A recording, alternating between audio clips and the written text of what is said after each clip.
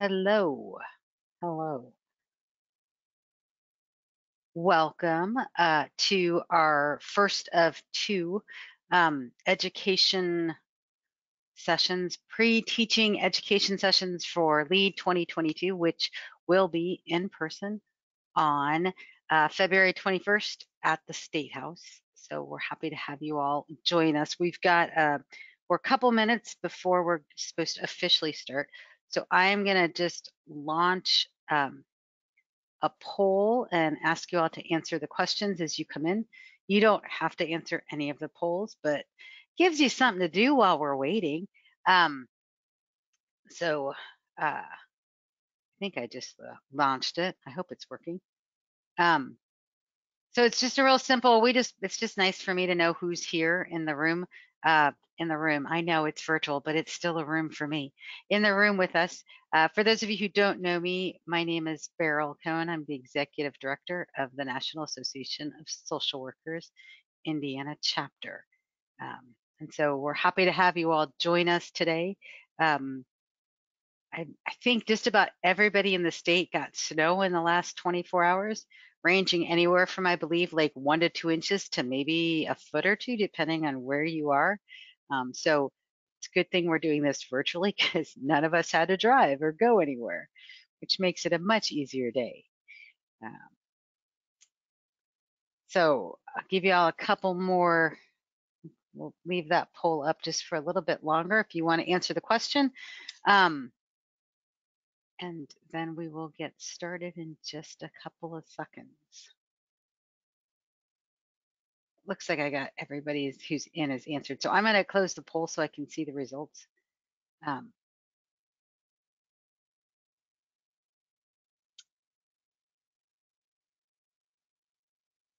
so it looks like we've got some faculty, some MSW students, some BSW students. So thank you all for responding. We are recording this session, just so that you all know, we are recording. We will be posting one of the recordings from either today or Tuesday on our website. It will be posted by next Friday because it takes us a couple days to get things I don't know what the right word is, but set up in a way that we can actually post it on our YouTube channel, and then we'll have a link from our website. So we hope you will go check that out. Just a couple of quick housekeeping. The handout for today, so the PowerPoint that I will be sharing is in the handouts folder, which should be on the right of your screen, or it's in the panel, the go-to panel that you have, so you can pull that. We will also be posting the PowerPoint on our website so that you can grab it there if you can't get it off of through the go-to system. The system will be sending you all an email an hour after we're done with just a quick evaluation. If you get a chance, we'd appreciate you just responding and letting us know what you thought about the event, what you learned. It just helps us as we continue to plan and modify things over the next, I don't know, now the next 23 years, because this is our 23rd annual LEAD. If you have questions today, please type them into the question box, and I will do my best to answer them over the course of the next hour. And with that, I'm going to go ahead and get started. And I'm going to make the assumption that everybody can see and hear, because nobody's typing in the chat or in questions that you can't hear or you can't see anything. So we're going to move on. That's the challenge of virtual, is that I never know if you all can see everything, but nobody says they can't, so we'll just keep moving. So we're going to talk about NASW, just a little bit about who we are and who the Indiana chapter is. We'll talk about social workers and advocacy, the legislative process, different types of advocacy, and how the direct practice skills that you are learning can be used to advocate. We'll talk a little bit about some concerns and fears that people have around advocacy, because it can be scary. And then we'll talk about some of the bills that we are following. It's not everything that we're following. That would take a lot longer than we have time for. But we'll talk about some of the key bills that we're following this year. So We, National Association of Social Workers, we are the largest organization of professional social workers in the world. We are one of 55 chapters across the country. So NASW is in every city, every state, as well as New York City and the District of Columbia. We also have chapters in Guam, Puerto Rico, and the Virgin Islands. And we have members who are all over the world, because we have members who travel and they take their membership wherever they go. Uh, all of our members are welcome to participate in any of our chapter committees. We have a committee on sexual orientation and gender identity, a committee on racial and ethnic diversity, a public policy lead committee, which helps put together lead and helps with our public policy work every year. We have an ethics committee and a conference committee. Again, if you're interested, if you're a member and you're interested, please consider joining one of our committees. Our primary functions are focused on promoting professional development and establishing and maintaining professional standards of practice. So we do a lot of work around making sure that things that are happening at the General Assembly here in Indiana, as well as federally, actually are advanced sound social policies, are supportive of the work that we do, support licensing and the professionalism of the professional status of social workers, as well as following our code of ethics and working towards social justice and those kinds of things. We provide services for our members too. We can do consults. You have access to all kinds of information, and you can also get discounts on services and CEs that we have. You know, people always ask me, you know, why am I a member? Why have I been a member? I've been a member since the early 90s when I was in graduate school. NASW has been a really big part of my career and where I am today. I think it's supported me, and the information that you can get through the local chapter, through other states, if you decide to move, through the national office, you can get all kinds of information and find out about things that we're doing around advocacy. We have career resources. We just held a job fair through the national office.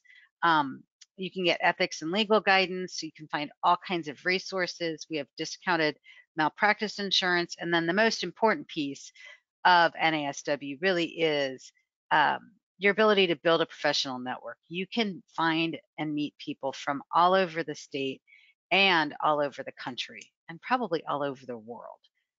We have a number of ways for you to be able to connect with each other here in the state, as well as at the local level, at the state level, as well as then with people in other states. So if you're not a member, I would encourage you to consider joining. And if you are a member, thank you. We appreciate you being a member. And this would be the end of my sales pitch on NASW.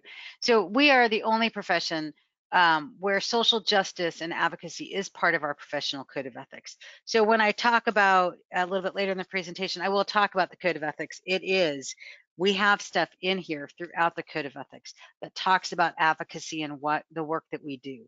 And we take the code of ethics as the direction for the work that we do on different and how we identify what areas to work on as far as policy goes.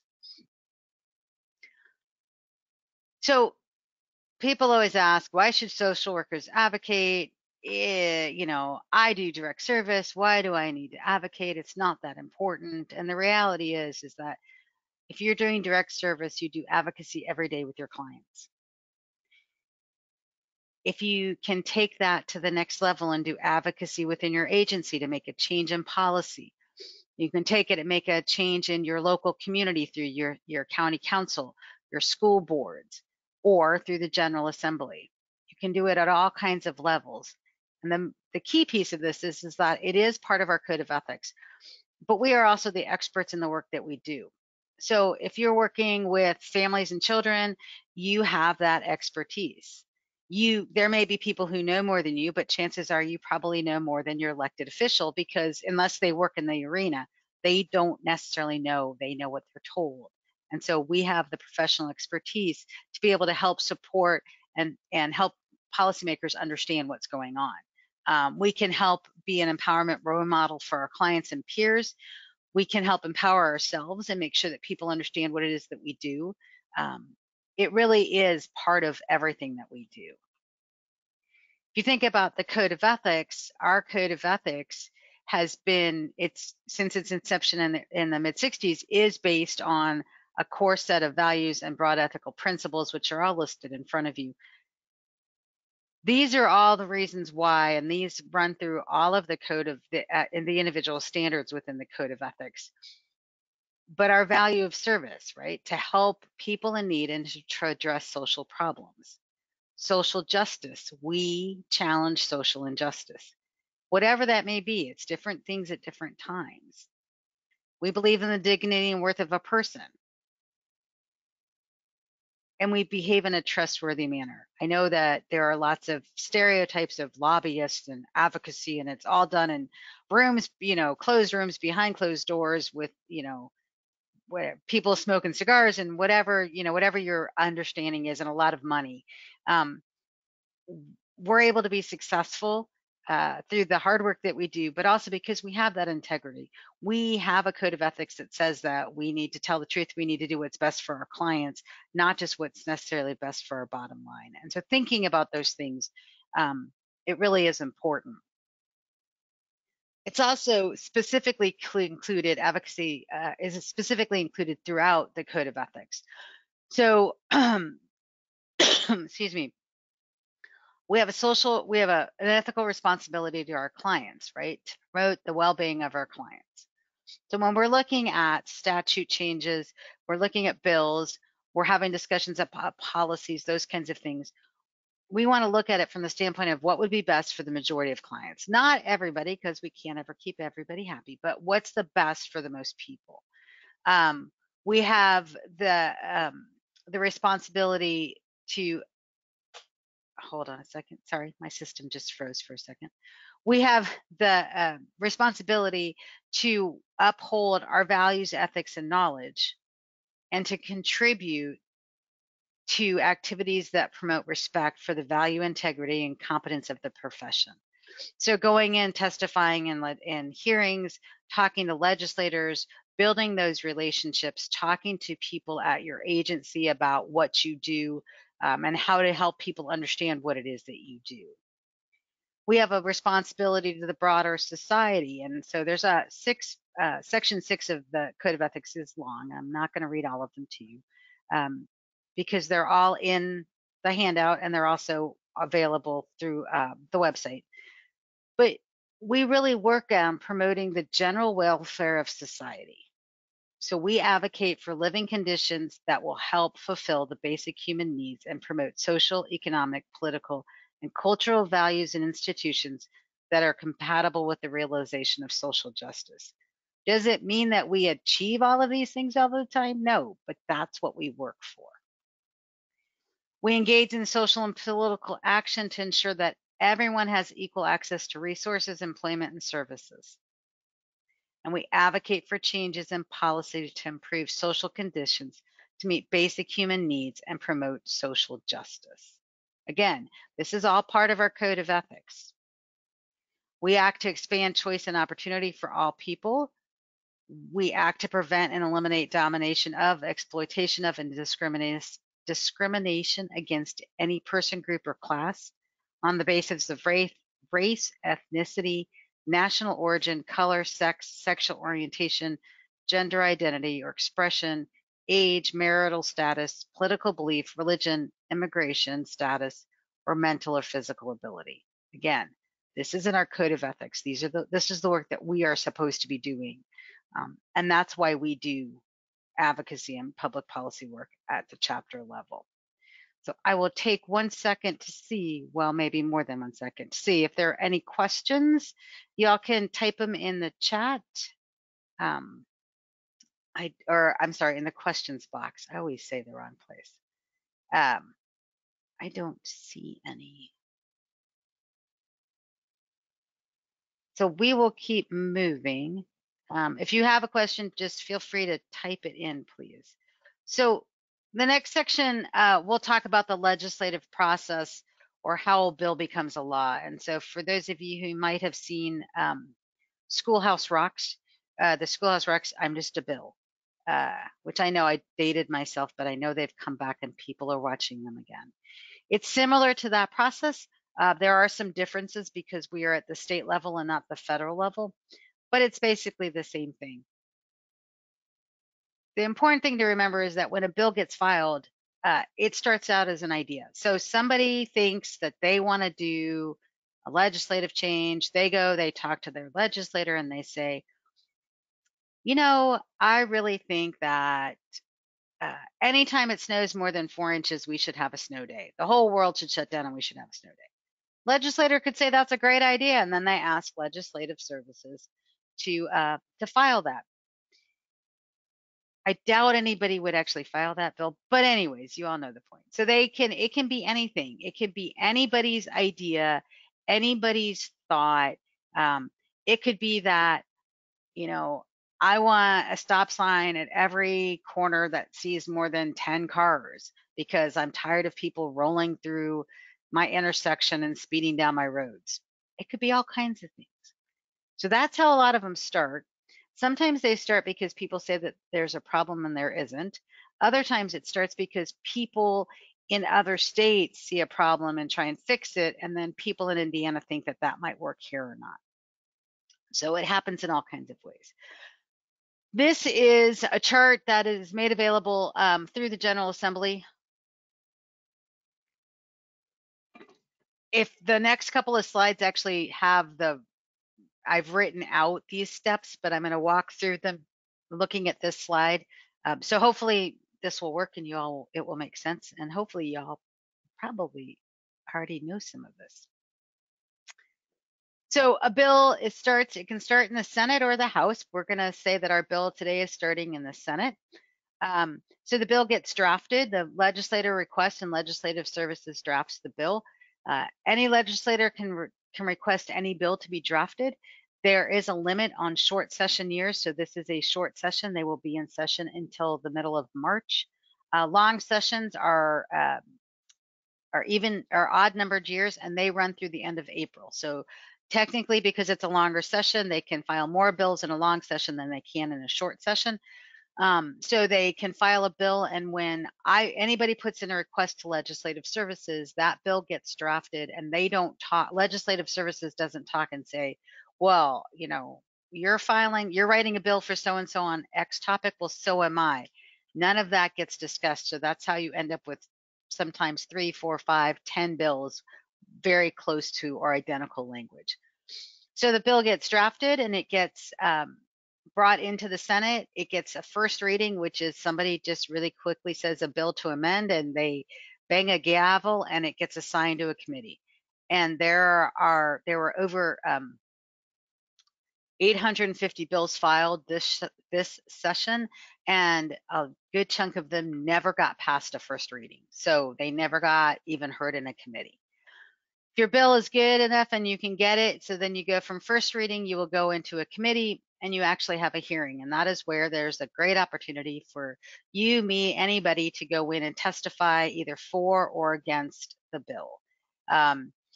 The committee members, so it's a small group, the committee members can either vote to pass the bill, they can amend the bill, they can not do anything at all, and the bill can just sit in committee and never get a vote, or they can vote it down and it would then not go any further. It would be dead, or it never gets heard, at which point it's a dead bill. If it makes it through the committee action and it gets passed from the committee, it goes to the full floor of the Senate where all 50 senators vote on it. It would go to the second reading. At that point, it can be amended. They can return it to the committee if they don't like it or they want there's some extra changes that need to get made. They can pass it, or it can never get called on second reading, or it can get called for second reading and it could be voted down and die. If it makes it through second reading, then it goes to third reading. And at that point, again, it can be amended, it can get returned to the committee, it can pass, or it can be voted down. There is different rules, different amount of there's different majorities that happen for second and third reading, so it's harder to amend a bill on third reading than it is on second reading. It's harder on second reading than it is in a committee. So And there are lots of times when amendments will get filed and never read for any of these bills. And if they don't pass one of these times, one of these steps in the right time, then the bill dies. So the committees had a deadline for the first half of the session. If the bill didn't get out of the committee by the end of that deadline, then the bill was dead and it won't get heard. If they didn't make it out of second readings by, I think in the Senate, it was this past Monday, I believe, then they were dead, and the same with third reading. So your bill has made it through all of this, and it comes over here and it goes to the House, and it goes through the exact same steps in the House. So it gets assigned to a committee, it goes to that committee. If it gets a hearing, it can again be passed as it is, it can be amended, they cannot do anything to it, it cannot get a hearing, and then it goes through second and third readings. Again, it can be changed at any one of these points. At the end, if your bill has made it through the whole Senate and the whole House, and there's been no changes between the Senate version and the House version, at that point in time, the bill would go back, everybody's in agreement, and it can become law. So it would go to the governor's office where he could sign, veto it, or it could become law without his signature. There's also a review by the Attorney General's office in here. If a bill comes out of the second chamber with changes, it would then go to a conference committee. And so then you have members, you have 4 members, 2 from the House, 2 from the Senate, who sit down and have to come to agreement on the changes.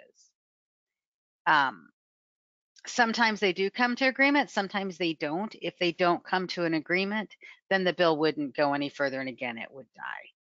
So I know that's a lot of information. So I'm going to just walk you through, a couple of slides just to point out a couple of things. So again, a bill has to go through first reading, a hearing in a committee and pass, a second reading and pass, and a third reading and pass in order to get to the other side. It has to do that by the time of a deadline. So we just finished the first half of session. So the second half of session will start up again on Monday. So Monday, anything that passed the Senate is now in the House and will be heard in the House. Anything that passed the House will move over to the Senate and will be heard in the Senate. And it goes through the exact same steps of first reading, committee hearing, second reading, third reading in order to become law. Again, if they're changed at any point between the first and second chamber, then there has to be agreement or a conference committee in order to have the bill continue moving. The governor can sign a bill, he can veto a bill, or the bill can become law without his signature. So if he doesn't sign or veto a bill, within 7 days, it becomes law. If he vetoes a bill, the Senate and House can override his veto by a simple constitutional majority. So both houses, both the Senate and the House, have to vote and have a constitutional majority to agree to override the governor's veto. Most bills will go into effect on July 1st. Some will have, say it's an emergency is ordered, which means that it would go into effect as soon as it's signed by the governor. And other bills could be, this bill will go into effect on July 1st of 2024 because it's for something that's coming up, not something that's happening right now. Or it's something that will need a couple of years of planning and processes before it can actually be enacted into law. So I will, my mouse is quite sensitive today. So do y'all have questions? You can type them in the chat. Where are we time-wise? Or I would even offer that you can raise your hand and we could unmute you and you could ask a question. I'm hoping that most of you got some of that in class. There is one question. Is there a bill watch that you use? We actually don't use a bill watch service. We have in the past. We basically monitor them day by day. So we have a couple of student interns who help, and then we work with partners on, we have a number of coalitions we work with. And so different people are taking the lead on different bills, which you'll see when we get to that section at the end of the presentation. So we really just monitor it via the General Assembly website. So you can look at the General Assembly website and you can look at the calendars. You can follow the exact bills, those kinds of things. We have a system called Voter Voice, which is up on our website. So it's got an advocacy center in it, and we it's one of my tasks for this weekend is to go in and update a bunch of it, because a lot of the bills that we started following are now not going anywhere because they never got a hearing. But you can also look there and see some of the bills that we're following and see what the status is. But the easiest way is through the General Assembly website. You can look at the calendars. You can look at the actual calendar that's posted on the homepage of the General Assembly. You can click through it and look at the different committees, but you can also do a search by bill and see where it is and see what the actions are. If you have something you really are interested in, the best thing you can do is identify what group is working on that, either for or against, whatever your position is, and monitor them and sign up for their alerts, because then you will get that information directly. That was a good question. So, all right, I'm going to keep moving. If you guys have questions, please feel free to ask throughout, because Jill is on monitoring questions so that I don't miss something. So the next section, we're just going to talk about types of advocacy. This is just a list that we created. There are other types of advocacy. I mean, there are some advocacy efforts that happen locally, some that happen regionally, others that will happen at a state or federal level. So you just have to think about kind of what it is you want to do. There are rallies and events. So the educators are having a series of little lobbying days over the next couple weeks to fight some really horrible, I guess is the best word, bills that would censor education and would have a negative impact on the education we provide students. So different people have different days. We have our lead day, which will be in a couple weeks. You can go to informational meetings. So lots of legislators, maybe not so much now in the time of COVID when people don't like being that close to other people sometimes, but they do, a lot of them have what they call third house meetings, or they'll have coffee. So they'll be someplace in a community and they'll invite any of their constituents to come in and talk to them, or they may do them virtually. So those are all opportunities to connect with them. You can do email and phone calls, letter writing campaigns. One of the most important things you can do as advocacy is making sure that your legislators and stakeholders understand the services that you're providing and what it is that you're doing. Not waiting until something really bad is happening, but being proactive and building those relationships with your legislators so they know what you know and they can come to you for help and assistance. You can help organize testimony from people who are affected by policies at the General Assembly or at a rally or those kinds of things. One of the other really important things you can do as advocacy is help clients and other folks that you know register to vote. The easiest way to have good things happen and stop bad things from happening is to elect people who believe in the things you believe in. That is the easiest way to make things happen. When you elect people who don't have the same beliefs and values you do, then you end up having to do a lot of fighting over things. And it's a lot more reactive and not as much proactive work. When you're talking about legislators, you can work with them directly. You can ask them to introduce a bill. Again, scheduling a one-on-one meeting with them to talk about your concerns. It's really important to think about talking to them, not just during session, but at other times too. Identifying groups that are working with legislators for specific pieces of legislation. There's all kinds of things that we work on and that we lend our support to. I'm not an expert on those things. We have partners that are, and they give us the information, we share it and make it relevant to social work. So that is how you do a lot of work. You can create a fact sheet and share it with your peers. You can speak to other stakeholders, so other people that you work with. Maybe you work at an agency and your CEO isn't a social worker or a mental health counselor. They have an MBA. They know the business side. How do you help them understand the other side of that people side of the services that you're providing. And the most important thing to remember is that you need to advocate at all levels. It's not just about advocating in Congress in DC or here in Indianapolis at the General Assembly. There are lots of things that happen locally in your local community that can impact the work that you do. And so remembering that there are different ways to do that advocacy. The who do you talk to? It just really depends on when it is. Again, I know I've said this and I will continue to say it. If you don't know who your legislator is, you need to find out who that person is. Um, my state representative has been a friend of mine and my state rep. Well, he's been my state rep for over 25 years, but he's been a friend of mine for a long time. We grew up in the same neighborhood. We know each other.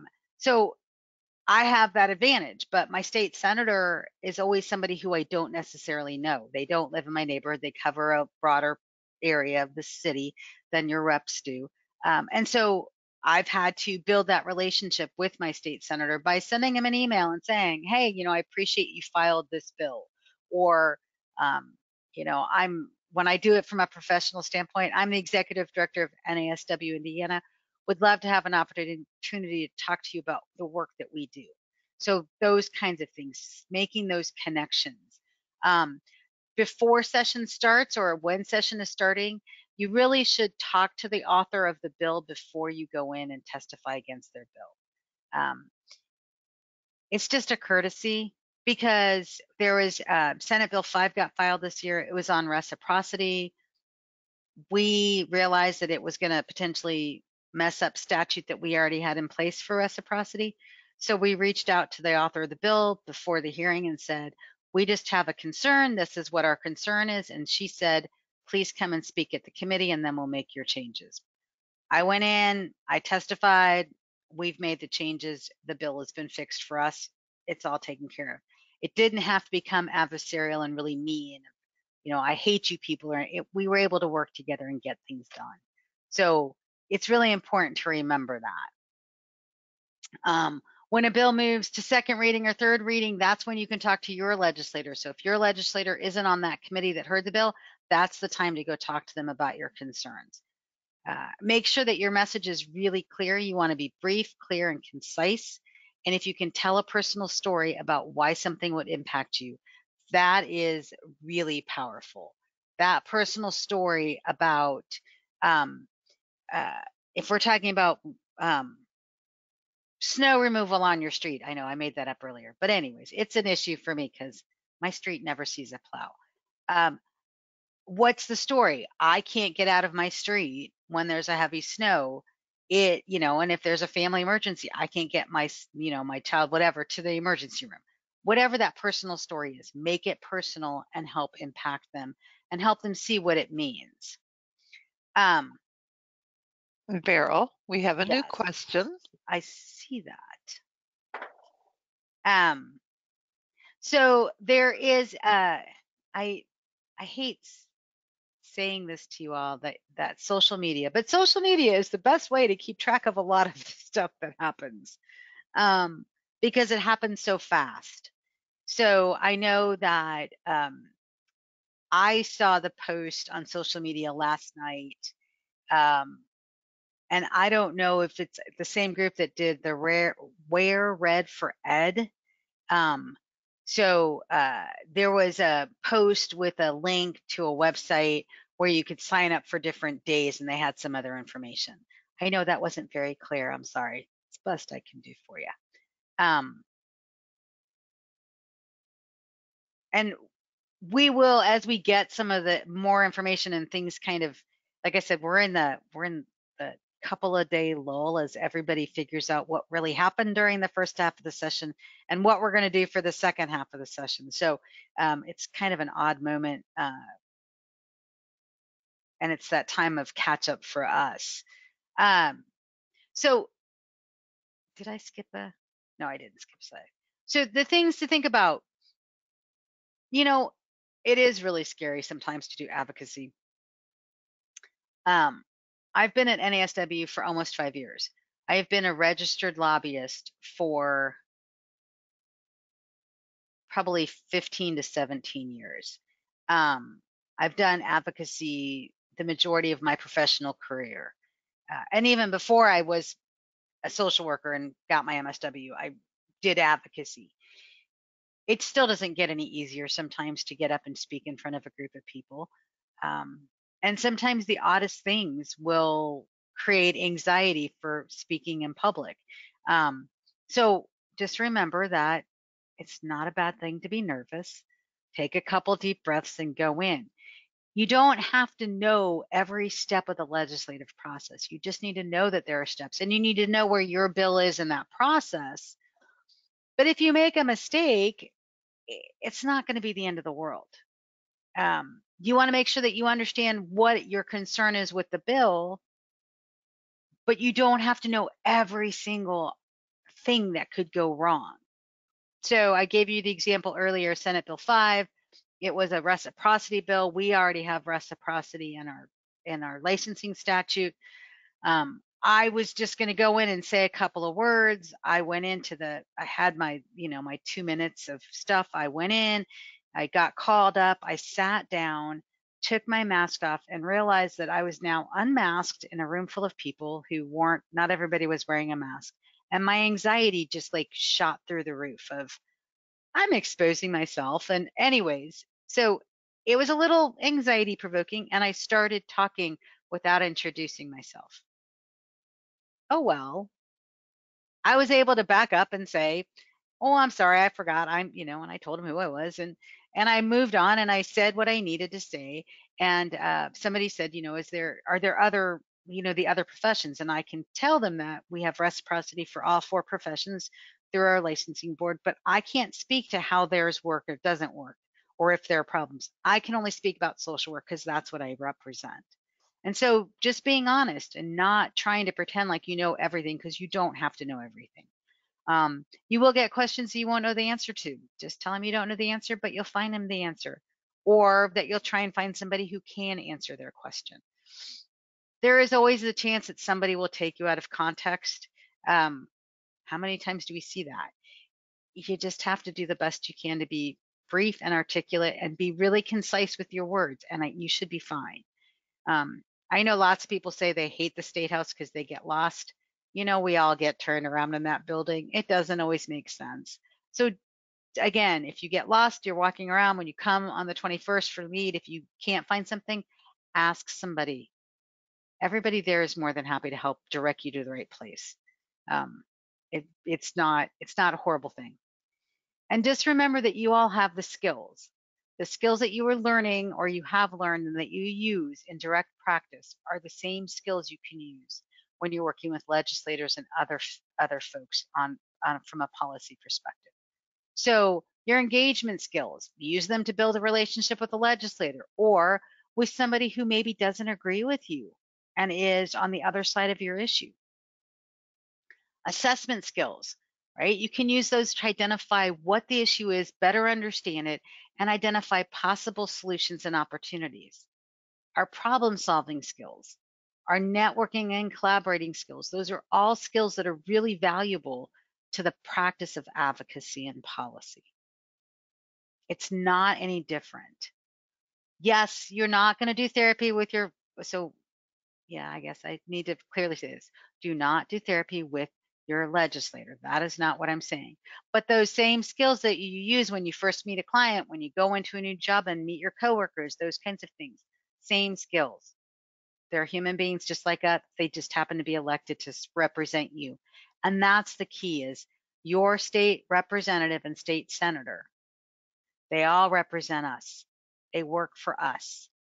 And if they're not representing you in the things you believe in, you need to call them on it, and you need to help them understand why it's important and what things you want them to follow.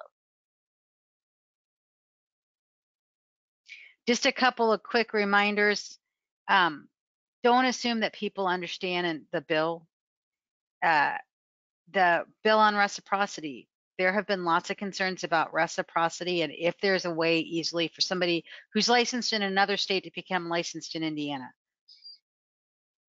Every profession has its own way of licensing. Every state has its own way of licensing those professions, and it changes. And so the fact that the senator who was carrying the bill didn't know that we already had reciprocity, it's not a big surprise. They don't know everything, and it's okay. So if you know somebody who's talking about a bill and they don't know really all the details of the bill, help them understand. But don't assume that they know and that they're always right. Don't also argue with them if you think you're right and they're wrong. But make sure that you go in calmly. Don't make threats or accusations. Please don't engage in partisan politics. I don't honestly care if you're a Republican or Democrat or an independent. All I care about is that you're registered to vote, you vote, and that you vote based on your beliefs. Because all the work that we do really has nothing to do with Republican or Democrat. It has to do with helping support people and support the profession. Don't overstate things that you don't know. Don't guess. Please don't make a false promise. Don't promise them to get back to them and then not get back to them. If they ask you a question and you say you'll return with the answer, please make sure you do. And please don't argue about moral issues because it doesn't pay. It just frustrates all of us. Talk about the facts. We all can have different beliefs. We all have to agree on that. And please remember to thank them. Even if you don't agree, even if you didn't get what you wanted at the end of the meeting, please make sure you say thank you and send them a thank you note at the end. It's really important that you acknowledge that piece. Oh, there's a question of, can I explain reciprocity? Yes, Carla, I will explain reciprocity. So we have licensing in the state for bachelor's in social work, master's in social work. We have BSW, LSW, LCSW. We have 4 professions that are licensed by the Behavioral Health and Human Services Licensing Board. Reciprocity means that if you have a license in another state and it's comparable, the process for getting that license included either the test that we require or a comparable test, as well as the same requirements, which for social work, the requirements in every state is that you have to have a BSW or an MSW. So that would be okay. That you can submit an application and get your license here in Indiana without having to retake the test or do a bunch of other stuff. So that is reciprocity. Carla, if I didn't do a good job with that, ask another question and I will come back to it, I promise. But that's the basics of reciprocity. It's a way to be able to move your license from one state to the next without having to do a lot of testing. And just so that you all know, social work is currently working on a compact, which will allow for transferring of licenses, and that license mobility will be much greater than it is now with reciprocity. And that should be out in a couple of years. So we are moving in that direction. So I just want to take a couple minutes to talk a little bit about controversial issues. I'm not going to spend a whole lot of time on this one. The thing to remember is that there are topics that are really polarizing, right? And there are topics that come off as partisan.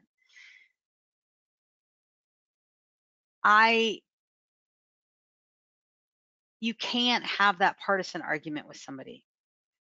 I think you all know that if somebody truly believes that, you know, something, you are probably not going to convince them that they are wrong and you are right.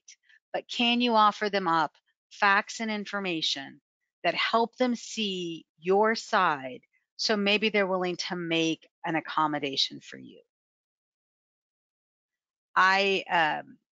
In a previous job many years ago, I had 3 years worth of conversations with elected officials around tax policy, and trying to create an earned income tax credit in the state of Indiana.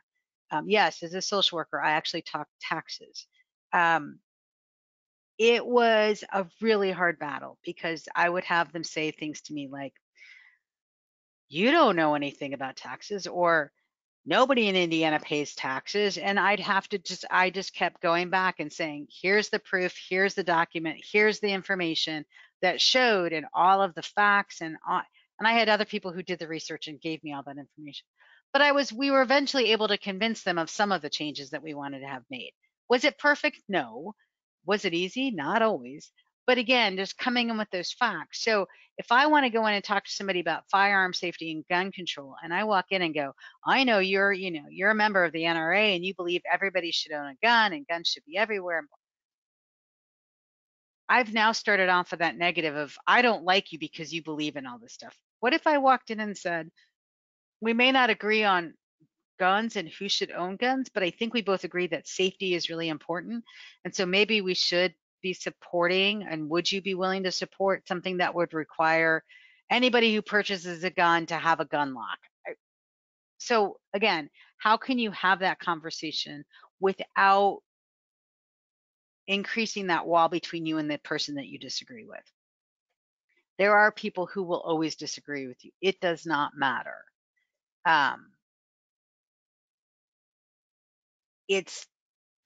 There's no really simple, easy solution sometimes when you're working with people who don't agree with you. So just trying to stay away from the controversial piece of it, or the part that's polarizing, and talking about the things that maybe you can agree on. Oops. So a couple things to remember. You're the expert. If you know what you know, please don't make things up. But if you know what you know, make sure you share that information. Make sure you use your social work skills of being able to build that positive relationship, and that we all want to work for the same thing.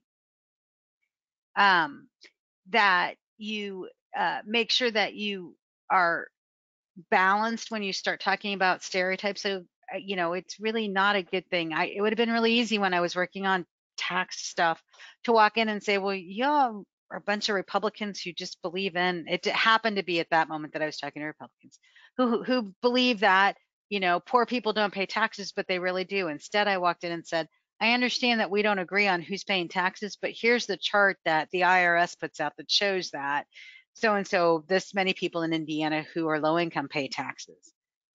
After the third or fourth time, they started listening to me, and I just kept repeating my argument. So again, and then building on that relationship. So not just walking in. The first time I walked in, the conversation was about just kind of the generals, and then you keep getting more and more specific about things. But building on that relationship, building your area of where you agree on things, and using that to help them see your side. The reality is, again, you will never convince everybody, and you will never convince somebody that you are right and they are wrong. And so it shouldn't be that adversarial discussion. I know there was a question about an example of, an example of how social work students involved in policy practice in India. So every year we have student interns every year, and I know there are students who intern at other agencies that also do policy work. And so our students help with designing fact sheets, and depending on the bill and the time of year, I shouldn't say the time of year, depending on right now with COVID, it makes it a little bit harder. Last year we went in, I was at the State House, I think all of 3 times during the 21 session, because we had a bill on diagnosis going through. My students never came to the State House. They stayed in their homes and watched virtually. But there's all kinds of work that students can do. You can help with writing fact sheets. If you're a member of NASW, you can join our public policy committee and help with the direction that we take on bills. You can find other agencies that are working on things you're interested in, and support them and provide information. There are all kinds of ways that students and social workers in general, and the general public, can get involved in advocacy and policy. There aren't a ton of jobs that pay for, in the sense of macro level and policy work, but there are opportunities to get your foot in the door and start moving on things.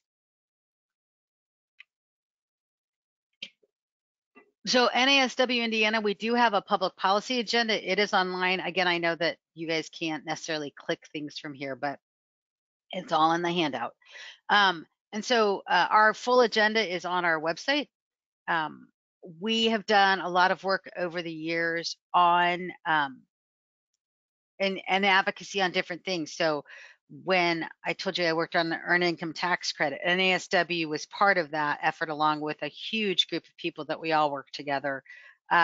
We just had the expertise in the project that I ran. We had the expertise. We work with coalitions. We work with other partners. And we really focus our work on making sure that everyone has equal access to resources and opportunities that allow them to meet their basic needs, but also to protect social work as a profession and to make sure that you all are seen, and when you graduate, and those of you who are working, as the experts you are. Licensing, people I know, you can like licensing, you can hate it. We can have that discussion at another day. The reality is that licensing and requiring people who practice as social workers to be licensed is what has helped us be seen as the profession and a good profession and people who actually help. Before we had licensing, anybody could call themselves a social worker. And so you really need to think about those pieces of that is the work that we do. I'm not going to read through all this. We basically look at things and how we can be proactive in providing solutions, how we can make sure that we promote access to education for everyone, access to good quality healthcare and mental health services, civil rights. We do a little bit of work around gun safety, trying to get equity into the system. We do a lot of work. I know I've got about 12 minutes left, 10 minutes left. So I just want to walk you through just a couple of bills. There's not a ton of information on these slides. I know I'm just trying to get you a few highlights of things. So House Bill 1410 what actually takes what is currently in rules for TANF, which is the Temporary Assistance for Needy Family, would put it into statute and make some other changes, which would mean when COVID hit in March of 2020 and the world shut down and was locked down, if our job search requirements had been in statute, it would have been much harder for people on TANF to be able to continue to receive their small payments that they get from the state, because the job search requirement would be in statute instead of in rules. It was easy. You just stop the rules, you waive the rules until the lockdown was ended, and then things started back up slowly. 1354 would actually require non-custodial parents to cooperate with the child support enforcement division of the state government. So if I was a non-custodial parent and I had an agreement with the custodial parent to pay them X amount of money every week, and I'd consistently paid that, this bill, if it becomes law, would require me to go through the child support enforcement folks and make it into a legal formal document, which would likely cost me money to do that. Senate Bill 352 is a payday lending bill. It has been touted as something that is solving the problem of payday lending. Just so payday lending are those storefront lenders who are lending money to low income and vulnerable folks at very high rates of interest.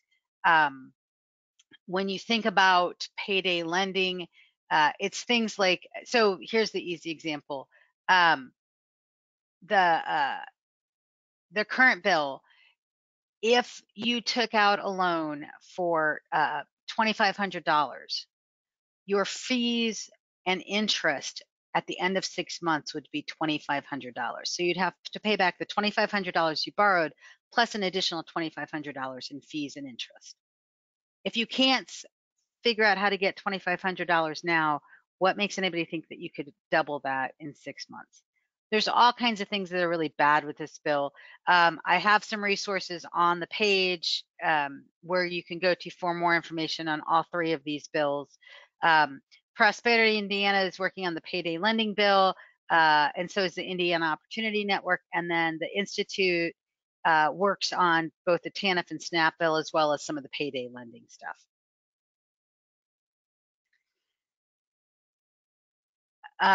There are also a handful of bills that are somebody put in the question box about banning books. It's about banning books. It's about controlling what we can say.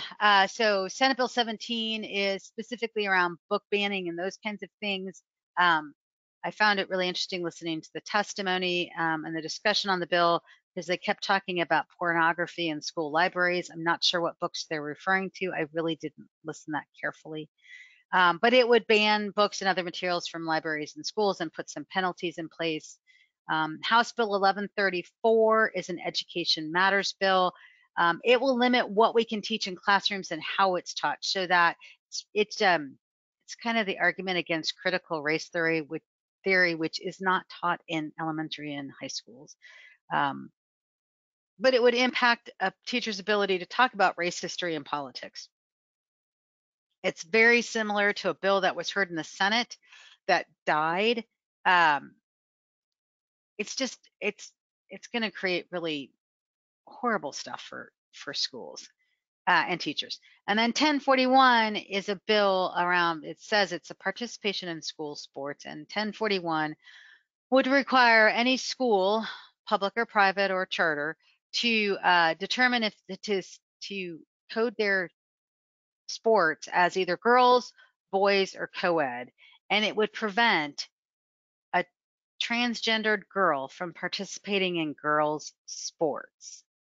So specifically, a transgender girl would not be able to participate in a girls' sporting event, but a girl could participate in a boys' event. So it's just putting discrimination into statute.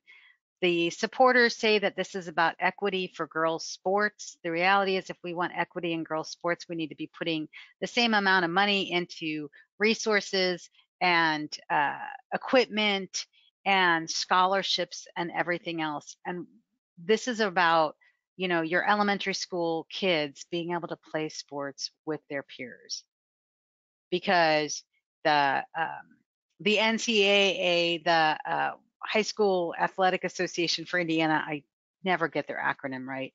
All of the groups that do professional sports and do the school sports and all those things, they all already have rules to take care of this. And there's been no proof that this is happening in Indiana. So it's just a mean bill. And it's around discrimination. There are a couple of good bills. There's more than a couple. These are just two I wanted to highlight. So 1294, restraint of pregnant inmates, would actually make it less, it would limit the type of restraints that could be used or would be used for women who are pregnant and are in labor and are inmates. So it talks about least restrictive restraints, if there's any restraints necessary, and goes into some other details. Medicaid coverage for pregnant women would expand out that coverage for women who are pregnant, which would be a good thing. And then there's a couple of bills on telehealth that expands out a bit who can do telehealth. And then again, SB 5, which is a reciprocity bill. And so there are bills that we support, bills that we monitor, bills that we oppose. It just kind of depends on the bill. We will be posting fact sheets on our website. We're actually going to have a resource page on our website. Typically, in a typical year for LEAD, we would bring copies of things for you all to have. We are not bringing copies of stuff to LEAD on the 21st, but it will all be available on our website so you can get to it. And again, the link is right there on this page and will be on the other page. I got 4 minutes. Okay, so you can go to the General Assembly website to find out information about bills. If you just go to iga.in.gov, you can look at bills, you can look at amendments, you can see the calendar, you can watch them, you can listen to them. Everything is webcast, everything is live.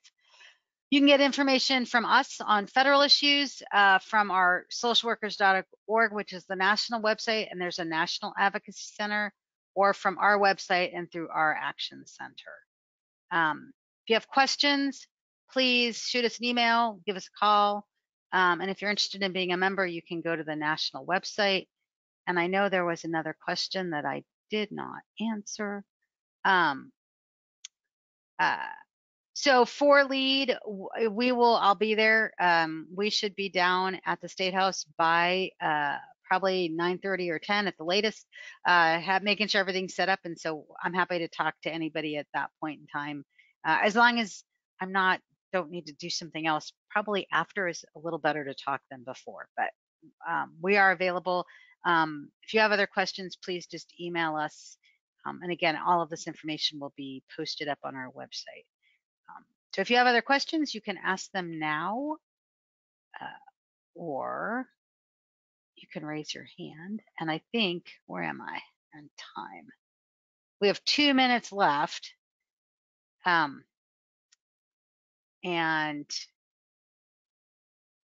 I am going to try and do something. I don't know if this is going to work.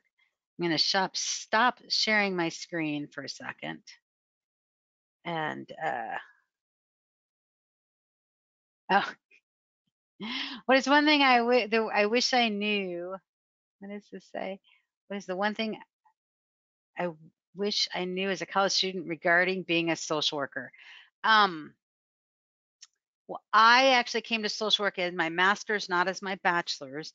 And the reason I came into social work was because I really thought I wanted to be able to do, I wanted the opportunity to be able to do all kinds of things. And that's why I went to social work.